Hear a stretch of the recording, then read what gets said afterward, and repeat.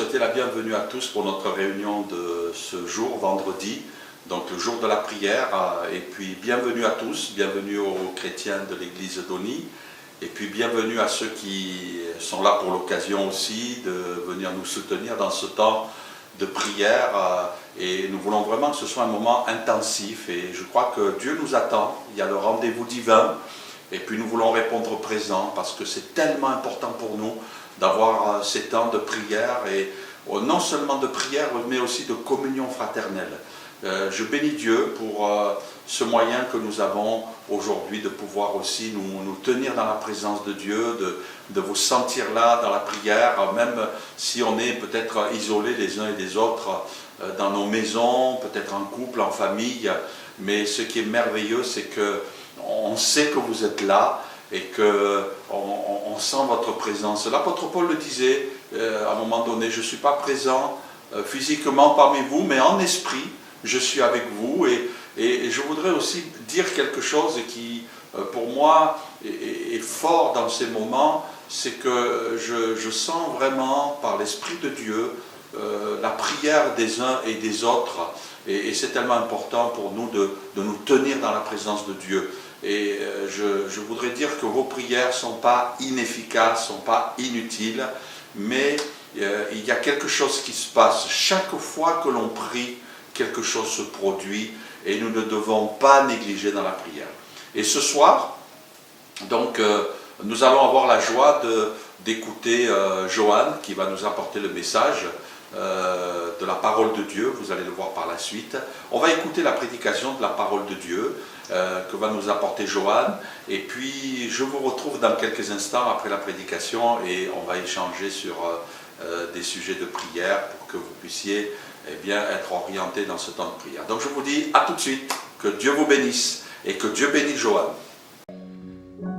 Bonjour Église de la Citadelle, bonjour chers amis qui m'écoutez.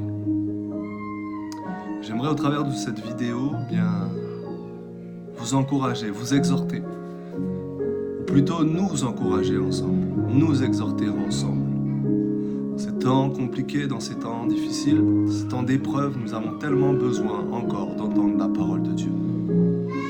Mais avant cela, j'aimerais me présenter peut-être pour les personnes qui m'écoutent et qui ne me connaissent pas, et qui visitent notre site et qui sont tombées sur cette vidéo.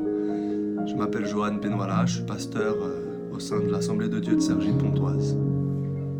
Et avec mon épouse, on s'occupe plus particulièrement de la jeunesse de l'Assemblée. J'ai aussi d'autres responsabilités, notamment celle de la prédication.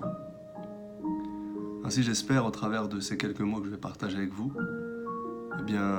qu'ils vous feront du bien, qu'ils seront une source de réconfort. Voilà, je propose qu'on fasse une lecture dans l'Évangile selon Matthieu, le chapitre 10, à partir du verset 28. Il est écrit: « Ne craignez pas ceux qui tuent le corps et qui ne peuvent tuer l'âme.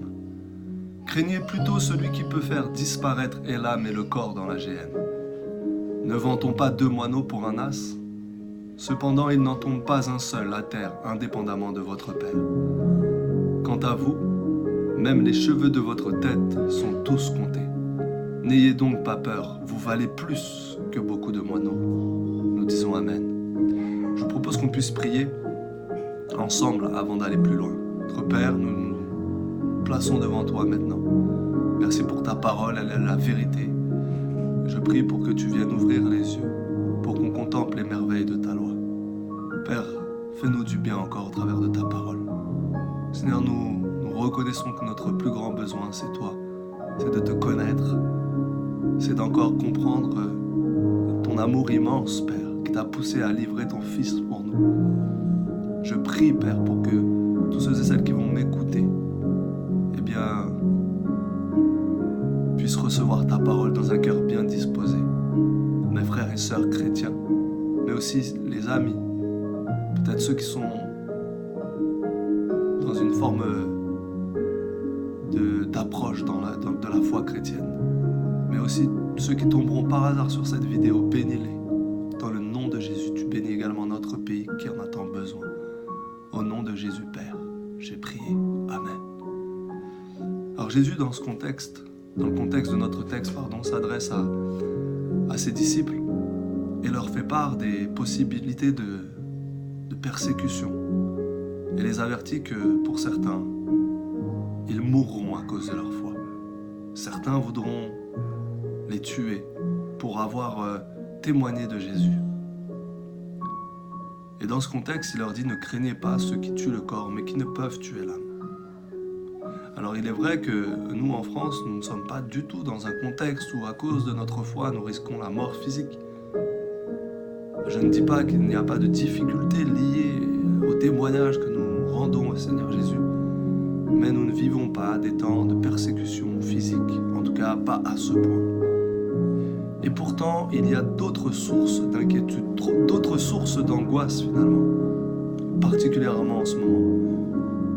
Ce virus Covid-19, qui a déjà décimé tellement de monde et qui a déjà emporté tellement de frères et sœurs, peut être pour le peuple de Dieu une source d'inquiétude, une source d'angoisse.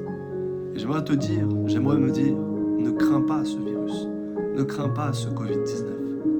Ne crains pas celui qui peut seulement tuer le corps. Pourquoi Jésus nous dit de ne pas craindre? Je crois que Jésus nous invite à considérer l'idée que l'être humain, que l'homme, le croyant, est plus que son corps. Jésus dit, ils peuvent tuer le corps, mais rien contre l'âme. L'anthropologie biblique ou en tout cas nous invite à considérer l'homme comme étant plus que sa matérialité. Jésus lui-même le dira de manière très forte quand il dira à ce brigand sur la croix, « Je te le dis en vérité, tu seras avec moi aujourd'hui dans le paradis. » Pourtant, ce même jour, quelques minutes plus tard, Jésus rendait l'esprit. Et peu de temps après, nous ne savons pas combien de temps le brigand mourait. Et pourtant, Jésus de lui dire en vérité, je te le dis, tu seras avec moi dans le paradis. L'apôtre Paul le dira différemment, il dira, tant que je suis dans cette tente, je suis loin du Seigneur. Mais si mon corps meurt, si je quitte cette tente, je suis en exil loin du corps, mais je suis dans la présence de Dieu. Il y a l'assurance que, pour le croyant, la vie ne s'arrête pas à son corps. C'est-à-dire que s'il meurt, il continue à vivre et va dans la présence de Dieu. La bonne présence de Dieu, là où tout souci, tout chagrin, toute douleur, tout aura disparu.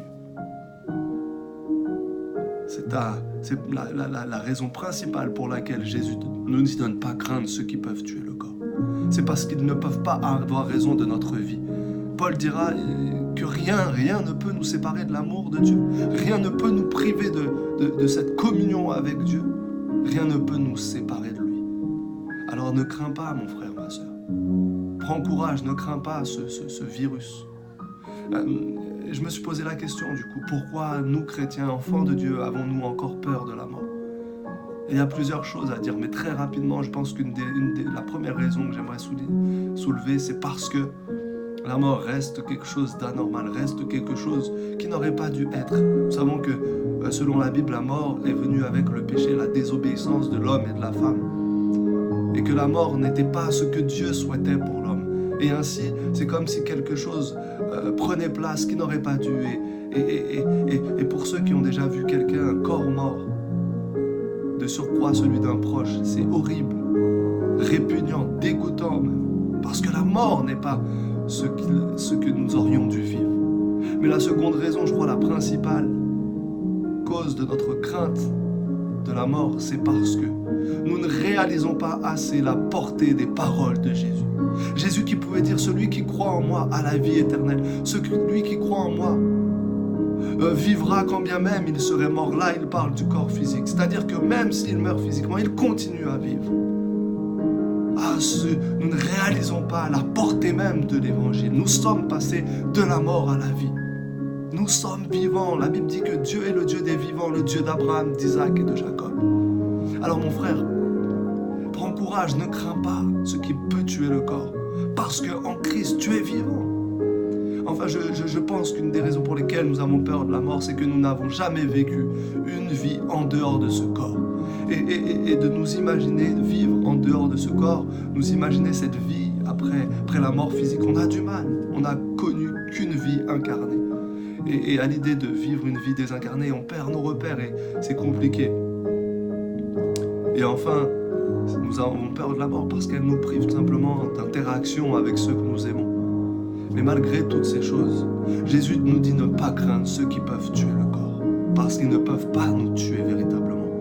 Nous continuons à vivre. C'est la bonne nouvelle de l'Évangile. Pourquoi ne pas craindre? La seconde raison, c'est parce que le Covid-19, comme ses persécuteurs dont Jésus parle, n'a de pouvoir sur nous que parce que Dieu lui donne ce pouvoir. Jésus dira à Pilate, en Jean 19, les versets 10 à 11, à Pilate qui lui disait « Mais ne sais-tu pas que j'ai le pouvoir de te libérer, le pouvoir de te crucifier ?» Et Jésus de lui répondre « Tu n'aurais sur moi aucun pouvoir s'il ne t'avait été donné d'en haut. » Frères et sœurs, j'aimerais qu'on puisse considérer que ce que les hommes pourraient nous faire à cause de notre foi, ce que le Covid-19 peut nous faire, il ne peut le faire que parce que Dieu lui donne la capacité de le faire. Et ce que j'aimerais souligner, c'est que tout est entre les mains de Dieu et que rien ne peut avoir d'impact sur nous sans que Dieu ne lui ait donné une certaine autorité, capacité de nous nuire. Et cela nous rassure, frères et sœurs. C'est pourquoi il ne faut pas craindre. Il ne faut pas craindre, mon frère, ma sœur. Il ne faut pas craindre parce que le texte souligne qu'il n'y a pas un seul oiseau, un seul moineau qui pourtant n'a pas du tout une grande valeur marchande. On vend deux moineaux pour un as, nous dit Jésus, pour un sou. Et un as, ça correspond à 1/16 de denier. C'est pas grand-chose. Et Jésus nous dit, pas un seul ne tombe à terre sans la volonté de votre Père. Et quelque part, c'est pas la volonté simplement, Dieu laisse les choses arriver comme cela. C'est que l'oiseau n'est pas tombé à terre sans que Dieu ne l'ait voulu de toute éternité. C'est ce que le catéchisme de Westminster dit lorsqu'il dit que Dieu a tout décrété. Je vais vous le lire. Il est écrit « De toute éternité, et selon le très sage et saint conseil de sa propre volonté, Dieu a librement et immuablement ordonné tout ce qui arrive. De telle manière, cependant, que Dieu n'est pas l'auteur du péché, qu'il ne fait pas violence à la volonté des créatures, et que leur liberté ou la contingence des causes secondes sont bien plutôt établies qu'exclues. » Ce que le catéchisme souligne à ce moment, c'est que tout a été décrété par Dieu. Mais dans sa sagesse, il utilise les instruments qu'il veut pour que sa volonté soit faite. Ainsi, le Covid-19, je le répète, n'a de pouvoir que ce que Dieu lui donne d'avoir sur nos vies. Alors à cause de cela, je peux te dire, ne le crains pas. La souveraineté de Dieu, comme je le disais, pas un seul oiseau ne tombe à terre, un oiseau, comme Jésus le dit, n'a pas de grande valeur marchande. Et pourtant, rien n'arrive sans la volonté de notre Père. Alors, tu peux être tranquille parce que rien ne peut t'arriver si Dieu ne le veut pas. Rien ne peut t'arriver. Et tout ce qui t'arrive, eh bien, c'est selon la volonté de Dieu. Et ça, j'aimerais vraiment qu'on puisse méditer, qu'on puisse penser à cela. Je ne peux pas, le Covid-19 ne peut pas me nuire sans que Dieu ne l'ait voulu, sans que dans son plan éternel pour ma vie, Dieu ne l'ait décrété. Alors tu peux être tranquille, parce que quand bien même tu pourrais mourir à cause de cela, eh bien cela n'arriverait pas sans la volonté de ton Père. Mais voyez ce que Jésus ajoute pour nous rappeler l'amour que Dieu nous porte. Il dira que les cheveux de notre tête sont tous comptés. Et vous savez, les cheveux, si on se compare les uns aux autres, il y en a qui en ont beaucoup, il y en a qui en ont moins. Je suis un peu privilégié de ce côté-là, mais il y a beaucoup de mes frères qui n'ont pas beaucoup de cheveux sur la tête. Et pourtant, Dieu les aime. Et si Jésus souligne cela, si Jésus dit cela, c'est parce que, en réalité, avoir beaucoup de cheveux ou peu de cheveux n'a pas tellement d'importance. C'est pas un signe de mauvaise santé, ce n'est pas tellement grave. Mais c'est pour nous dire à quel point Dieu nous aime. Sa sollicitude va jusqu'à faire en sorte qu'il s'intéresse même au nombre de cheveux que j'ai sur ma tête. Et dans l'évangile de Luc, il dira, Jésus, pas un seul de vos cheveux ne se perdra. Pour dire à quel point Dieu prend soin de nous. Dieu veille sur nos vies. Et c'est pourquoi il nous dit, ne crains pas. Ne crains pas parce que, eh bien, Dieu prend soin de toi. Et cela ne veut pas dire que rien ne pourra t'arriver, mais que si quelque chose t'arrivait, c'est que c'est véritablement voulu de Dieu. Et ça ne serait pas pour ton malheur au final. Et quand je parle d'au final, ce n'est pas cette vie seulement dans notre corps, mais c'est notre éternité. Et je crois que nous devons prendre l'habitude de peser les choses face à l'éternité. Et j'aimerais aborder la deuxième partie de ce partage. Jésus nous dit de ne pas craindre ceux qui peuvent tuer le corps, mais qui ne peuvent rien contre l'âme. Et maintenant, d'une manière plus positive, il va dire, voici qui vous devez craindre. Vous devez craindre celui qui a le pouvoir de faire périr et le corps et l'âme dans la géhenne. C'est Dieu. Voyez-vous, frères et sœurs, chers amis, le drame de l'humanité dans son péché, c'est que elle est aveugle. C'est que le péché, eh bien, nous aveugle, bouche notre vue, au point que nous, créatures, nous craignons la créature. Le péché nous aveugle tellement que nous craignons les instruments dont Dieu se sert, plus que Dieu lui-même. Et voyez-vous, dans le texte, Jésus ne nous dit pas de craindre la géhenne, toutes ces choses-là, mais de craindre celui qui a le pouvoir de faire périr dans la géhenne. Il nous dit de ne pas craindre, il ne nous dit pas de craindre l'instrument, mais de craindre la cause qui est Dieu. C'est Dieu qui a le pouvoir de faire périr et l'âme et le corps dans la géhenne. Et je crois que Jésus veut réorienter nos regards, le regard de son peuple, le regard de nos contemporains vers Dieu. C'est Dieu que nous devons craindre. Et le drame que nous traversons peut-être aujourd'hui, c'est qu'il n'y a pas de crainte de Dieu. Et peut-être même au sein du peuple de Dieu, nous sommes légers. Craignons-nous Dieu. Et je le dis personnellement, pour moi-même, en premier lieu, est-ce que j'ai la crainte de Dieu? La Bible dit la crainte de l'Éternel, c'est le commencement ou le principe de la sagesse. Mais voyez-vous,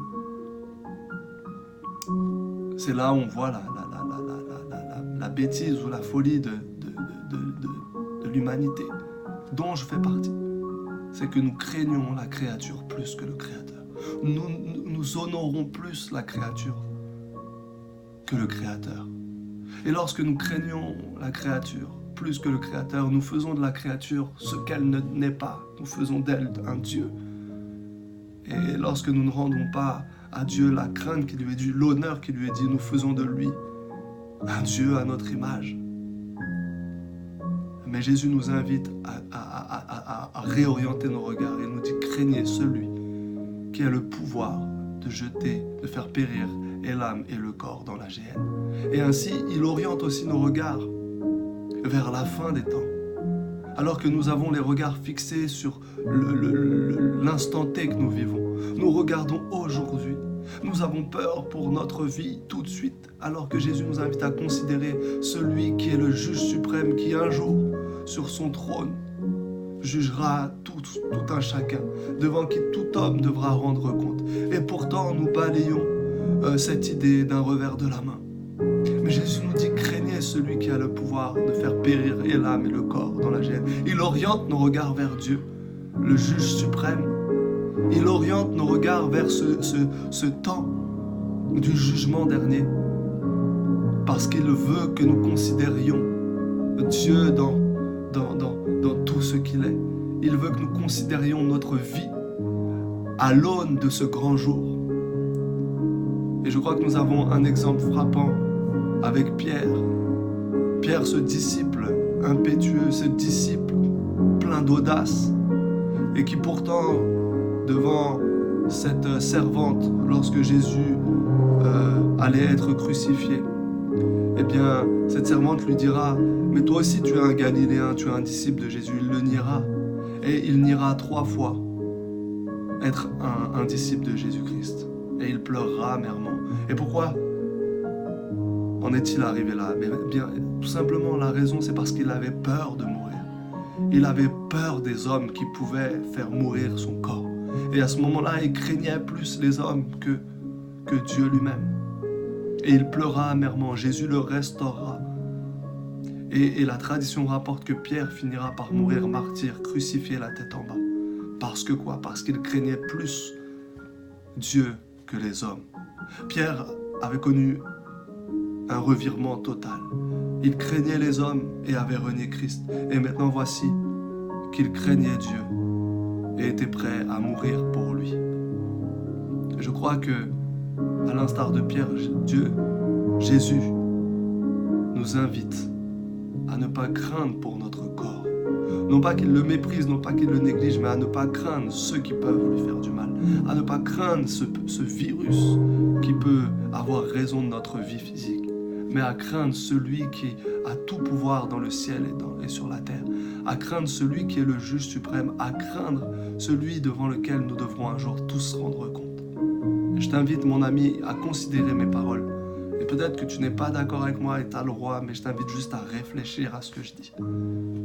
Toi, mon frère, ma sœur, eh bien, vis à l'aune de ce grand jour. Vis à l'aune de ce grand jour. Crains Dieu. Crains Dieu. Crains Dieu. La dernière chose que j'aimerais dire, parce que quelqu'un pourrait penser que craindre Dieu serait la porte ouverte à un comportement irréfléchi, un comportement qui ne serait non pas courageux, mais manquant de sagesse. C'est pas du tout cela que j'aimerais véhiculer comme message aujourd'hui. Au contraire, la même section, dans la même section, Matthieu 10, versets 16 à 17, qui fait partie de la même section de notre texte, eh bien, nous dira ceci. Moi, je vous envoie comme des moutons au milieu des loups. Soyez donc avisés comme les serpents et purs comme des colombes. Gardez-vous des gens, car ils vous livreront aux tribunaux. Je répète, Jésus dira, soyez donc avisés comme les serpents, purs comme les colombes. Gardez-vous des gens. Et voyez-vous, la crainte de Dieu ne nous pousse pas à adopter des comportements manquant totalement de sagesse. La crainte de Dieu n'est pas là pour nous pousser à chercher les problèmes. N'était pas là pour pousser les disciples à chercher le martyr. Il fallait qu'ils fassent preuve de sagesse. Il fallait qu'ils fassent preuve d'intelligence. Voyez-vous? Et c'est ce que j'aimerais dire. Ne pas craindre le Covid-19 ne signifie pas ne pas tenir compte des règles de sécurité. Ne signifie pas ne pas tenir compte du confinement pour braver les obstacles. La véritable foi est une foi qui craint Dieu et qui est pleine de sagesse. C'est tout le contraire d'une foi qui tente Dieu. Jésus dira à Satan, il est écrit, tu ne tenteras pas le Seigneur ton Dieu. Et quand bien même je suis enfant de Dieu, quand bien même je suis fils de Dieu, je ne me jetterai pas de là-haut pour tenter Dieu, pour qu'il me rattrape, qu'il envoie ses anges pour me rattraper, de peur que mon pied ne heurte une pierre. Et parce que je suis enfant de Dieu et que je crains Dieu, cela ne signifie pas que je vais tenter Dieu en méprisant ce que les autorités peuvent me donner comme conseil, et plus comme conseil, comme presque un ordre. Mais je profiterai de ces temps qui me sont donnés pour chercher le Seigneur. Je profiterai de ces temps qui me sont donnés pour moi-même, en premier lieu, me remettre en question. Et comme le disait le président Emmanuel Macron dans son dernier discours, pour revenir à l'essentiel. Et je crois que l'essentiel pour nous, frères et sœurs, peuple de Dieu, c'est de craindre l'Éternel. Cher ami, l'essentiel pour l'être humain, c'est de craindre l'Éternel, c'est de le respecter, c'est de l'honorer, c'est de l'aimer. C'est ce à quoi Jésus nous invite. Et à effectivement tourner nos regards de la créature vers le Créateur. Voilà, je vous invite à la prière maintenant. On a tellement besoin de sa parole et je t'encourage à continuer à réfléchir à ce texte, à le repasser sur ton cœur. Tout ce que j'ai dit, eh bien, n'est pas exhaustif. Et vraiment, je t'invite à repasser ce texte sur ton cœur. Prions. Notre Père, merci pour ta parole.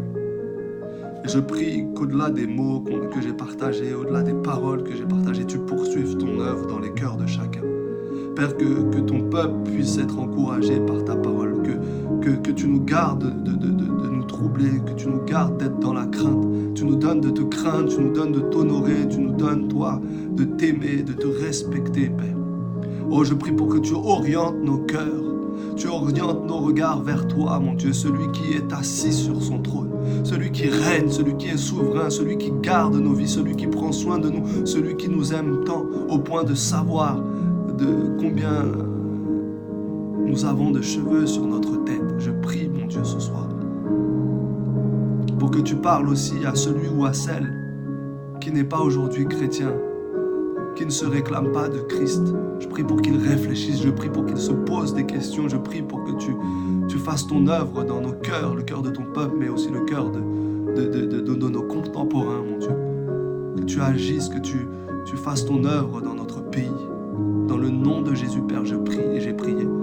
Et je te demande de faire infiniment au-delà de tout ce que j'ai demandé, de tout ce que je pense, de tout ce que j'imagine. Au nom de Jésus, Père. Amen. Je suis convaincu que le message que Joanne vous a apporté vous a fait beaucoup de bien et que ça vous a stimulé pour ce temps de prière. Donc nous allons avoir ce temps de prière maintenant par la suite. Simplement vous dire que vous donner quelques nouvelles et vous dire que les échos sont bons. Je veux aussi encore remercier de tout cœur les responsables qui, d'une manière ou d'une autre, prient avec vous et passent du temps aussi, prennent quelques minutes par-ci par-là. Dans tous les cas, c'est beau de voir l'Église prier et ce soir, c'est un moment où nous allons tous ensemble avoir ce temps et il y a des moments, il faut être vraiment unis, il faut faire bloc.